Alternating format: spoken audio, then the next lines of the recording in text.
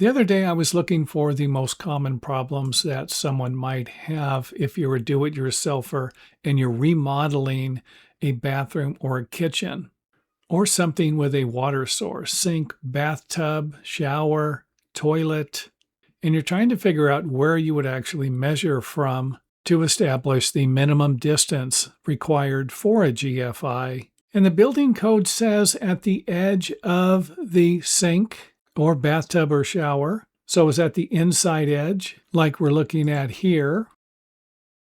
Or is it the outside edge, like we're looking at here?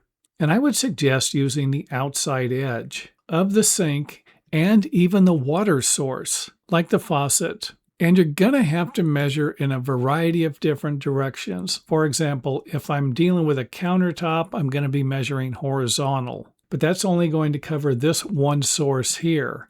That's not going to always cover the edge of the sink or the edge of a bathtub. And you measure to the top of the bathtub. Where's the edge when you go vertical? And hopefully this confusing drawing might help you. I have a couple of different circles located at a couple of different center points. For example, the center point of this circle here is right here. Center point for here is over here. And the center point for this one goes all the way to over here. And of course, I have one on the wall where the center point is around here somewhere. So by now you have probably figured out that a GFI is going to be required within 6 feet, and that will be in any direction that you could possibly imagine.